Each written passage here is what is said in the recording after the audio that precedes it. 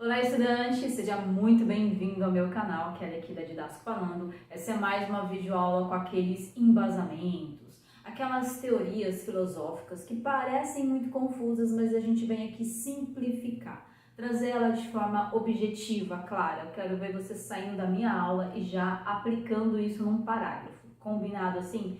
Então já sabe, né? Papel e caneta na mão, cola o olho aqui que a nossa aula vai começar.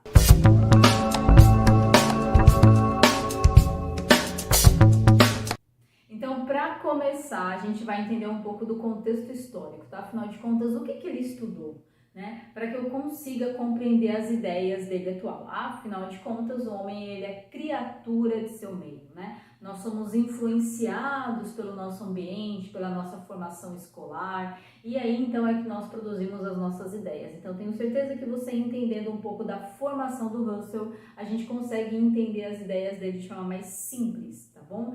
Então se liga aqui comigo, Edmund Husserl, ele nasceu na antiga República Tcheca, 1858, faleceu em 1938, então entenda aí que ele pegou metade do século XIX e metade do século XX, tá?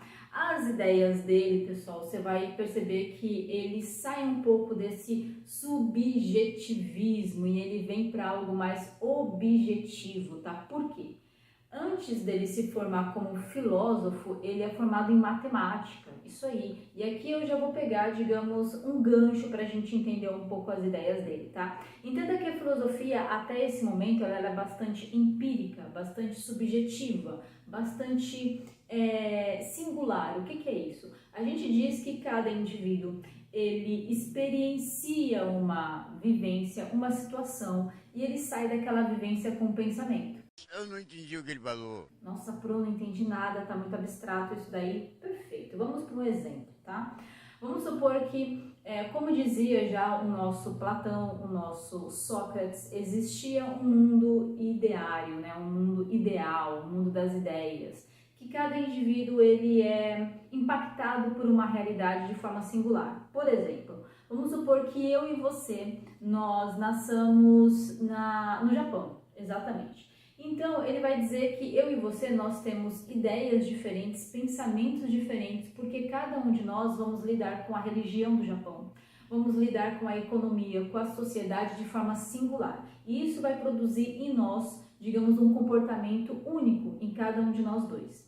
Mas aí, isso é o subjetivismo, tá? Isso é o empírico, que cada um produz a sua própria experiência ao lidar com uma certa situação. Cada um sai com uma forma de pensar, uma ideia sobre aquilo, tá? Agora vem então o Husserl e fala, não, olha, não é bem isso. Existem alguns fenômenos, anote esse nome aí, fenomenologia ou estudo do fenômeno. Existem alguns fenômenos que eles vão ser plurais, isso aí, eles vão ser recorrentes, eles vão ser repetitivos, independente do indivíduo, é isso aí. Ele quis observar a filosofia de forma mais objetiva. E por que isso? Porque ele é formado em matemática, ele é formado numa ciência muito rigorosa, muito objetiva. Só é aquele produto, aquele resultado e acabou. Então ele trouxe, pessoal, esse olhar mais objetivo, ele saiu desse subjetivismo. Como assim, tá? Como assim?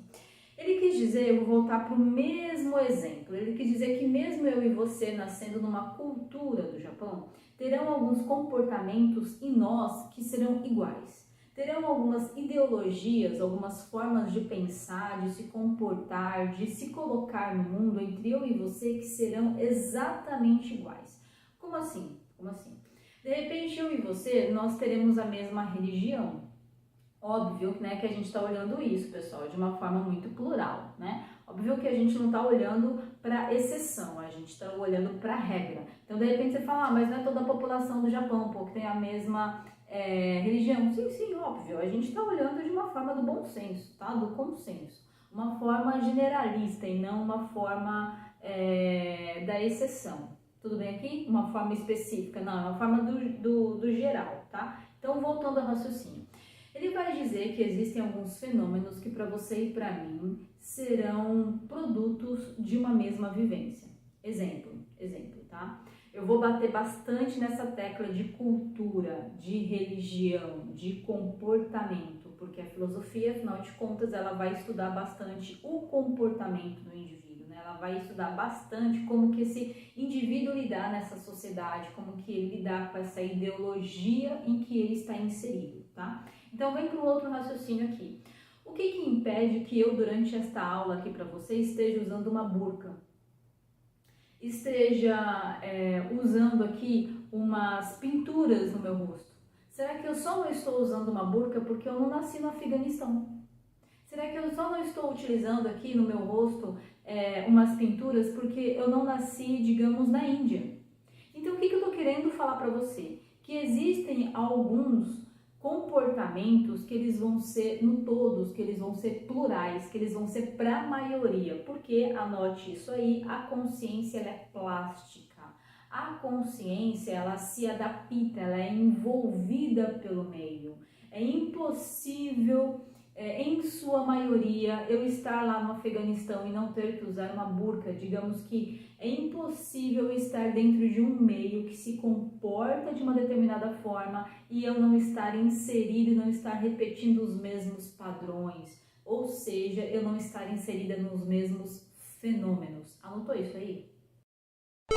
Ou seja, o que ele está dizendo aqui? Que o homem ele é produto de seu tempo. É isso aí. Eu vou dar um outro exemplo aqui, tá? Imagina que eu e você, nós nasçamos na Idade Média. Isso aí. A gente sabe que durante a Idade Média, uma característica muito forte desse período da história era que a igreja, além do poder religioso, né? Além de ser ali um templo, uma instituição religiosa que dita dogmas, comportamentos, ideologia, que dita isso, ela também ditava e influenciava bastante a política. Isso aí. Lembre que, digamos que ela era uma conselheira ali dos grandes imperadores, dos grandes monarcas, né? Porque a igreja colaborava para que essa população ela fosse doutrinada. Quanto mais eu doutrino e insiro essa população na minha ideologia aqui religiosa, mais fica fácil para que esse governante aí tenha poder sobre essas pessoas. Então, digamos que ela também tinha uma fatia desse poder político, tudo bem?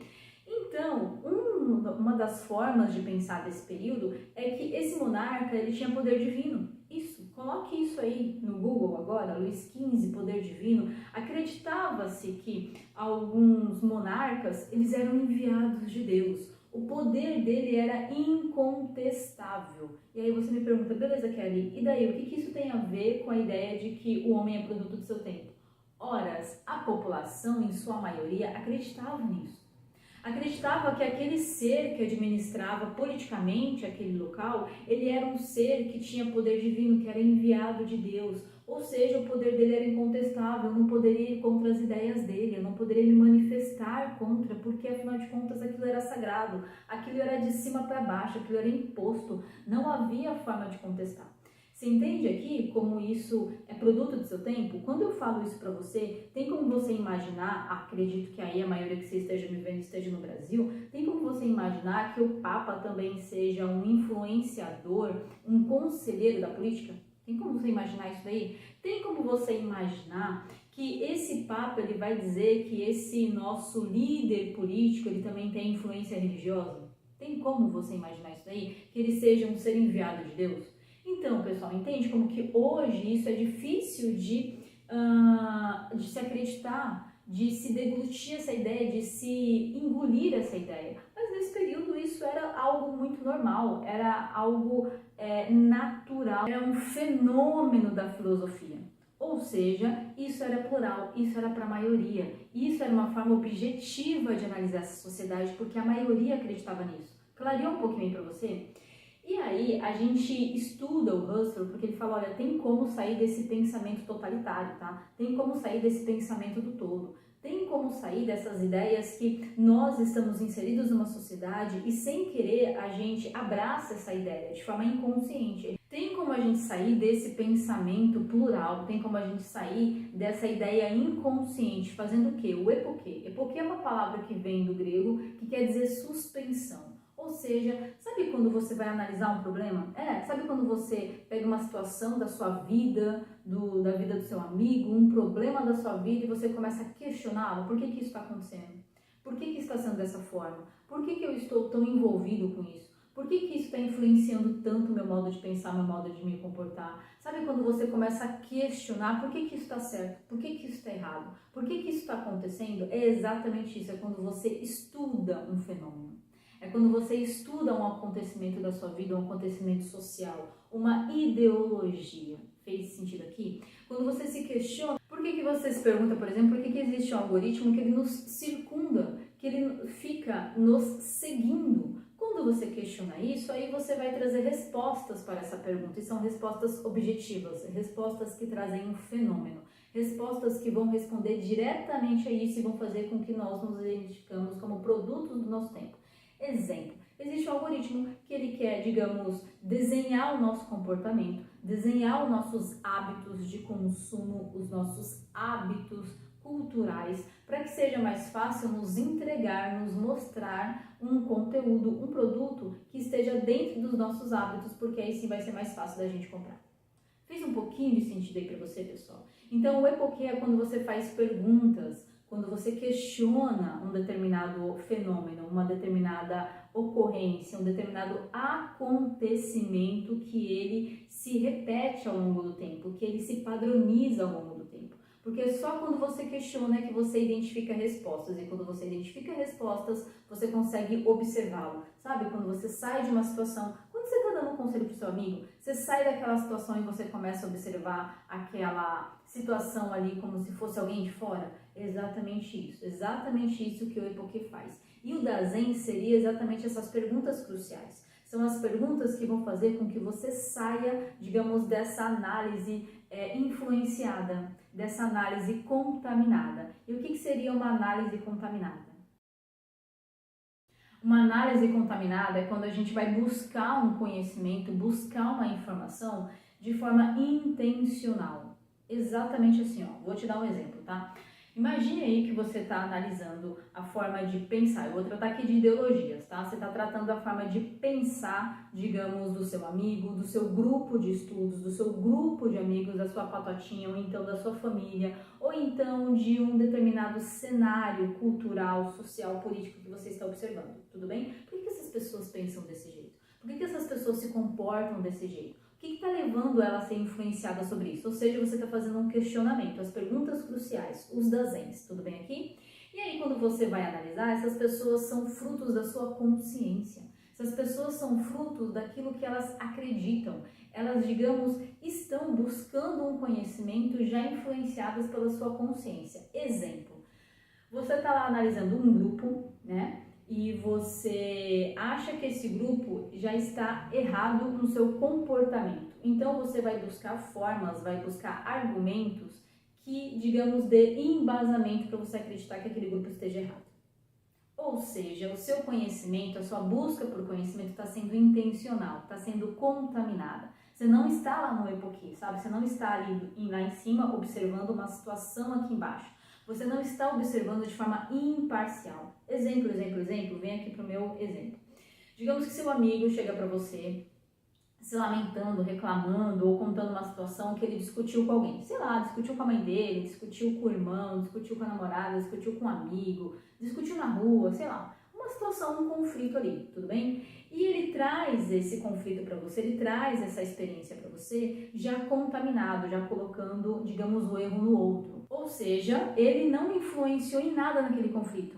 Entende aqui? Ele não influenciou em nada. Foi a outra pessoa que causou o conflito. Me vem agora uma mensagem, uma frase de Sartre, né? Quando ele faz uma ironia falando que o problema do mundo são os outros, né? É uma ironia, pessoal, é uma ironia. Inclusive tem Sartre aqui no meu resumão, tá? É uma ironia porque ele diz que se o problema são os outros, eu sou um ser perfeito. É impossível a gente ser um ser perfeito. Sabe aquela ideia, quando um não quer, dois não brigam? É mais ou menos isso que o Sartre está falando, tá? É impossível o problema do mundo ser os outros. Você vai ter um pouco de problema também se você está dentro de um conflito. Entende aqui? Voltando ao raciocínio, tá?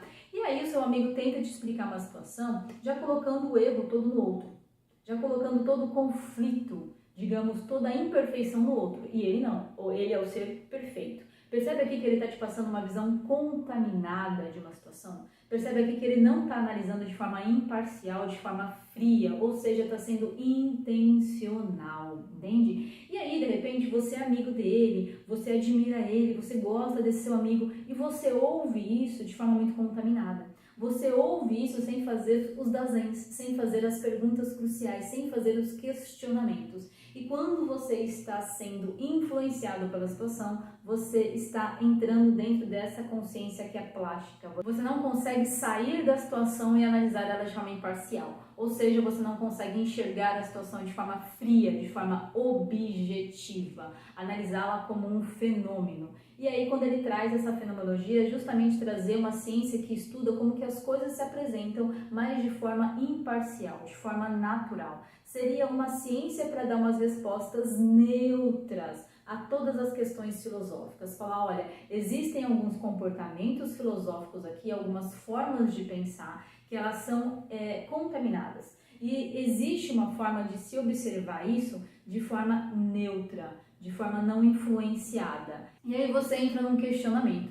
Será que é possível um indivíduo ele analisar um ponto de vista, analisar uma situação, analisar um objeto sem que ele seja influenciado por aquilo? Será que é possível um indivíduo ele analisar uma situação interna ou externa de forma neutra ou de forma científica? É exatamente isso que o nosso Husserl traz. E claro, pessoal, isso é fatidicamente compreensível porque nós sabemos que somos tendenciosos em nossas opiniões, em nossos comportamentos. Somos tendenciosos, digamos, a ver erro naquilo que é diferente, a ver imperfeição naquilo que é externo e a ver perfeição naquilo que é interno, né? Ou seja, os nossos atos, eles são totalmente intencionais. Os nossos julgamentos, eles são totalmente influenciados, contaminados pelos nossos comportamentos, pelas nossas vivências, pela nossa história, porque nós somos produtos do nosso tempo. Você entende aqui como que é difícil fazer essa observação imparcial, mas é exatamente essa ideia rigorosa, esse conhecimento não intencional, esse conhecimento científico e objetivo que o Husserl quer trazer. E se de repente você ouviu tudo isso e falou assim, tá legal, Pro, mas daí qual que é a moral dessa história? Qual que é a moral desse pensamento? Eu ainda não peguei, digamos aí, a essência da coisa para eu colocar na minha redação. Pessoal, toda e qualquer situação que fale de influência do pensamento, de manipulação comportamental, manipulação da mídia através do comportamento do usuário. Ou seja, quando você às vezes compra algo que você não vai usar, com um dinheiro que você não tinha e compra algo que você não vê tanta funcionalidade naquilo. Você conseguiria ficar mais um dia, mais um mês, mais um ano sem aquilo, mas você comprou porque você foi influenciado. Ou seja, você teve uma ação que foi intencional, baseada no seu comportamento, que ele foi manipulado.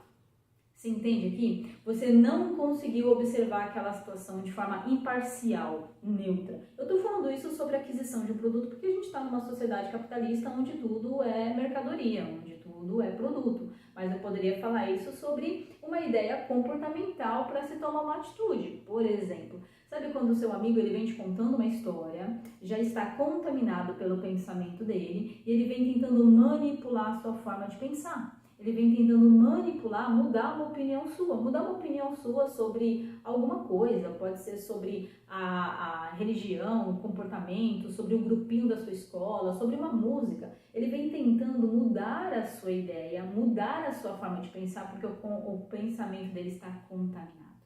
Ou seja, pessoal, essa é uma ótima oportunidade para utilizar naquelas redações que falam principalmente sobre ideologia, sobre forma de pensar, sobre manipulação do comportamento do usuário, sobre julgamento, ou então ainda sobre discurso de ódio, discurso de preconceito, porque todo discurso que ele traz uma ideia de um pensamento contaminado, ele traz a ideia do errado e do certo, do perfeito, do imperfeito, do que pode ser julgado e o que julga. E quando a gente entra nessa dicotomia, sabe, certo e errado, céu e inferno, há uma distância, um extremo ali. Todo extremo ele tende ao erro, todo extremo ele tende à imperfeição.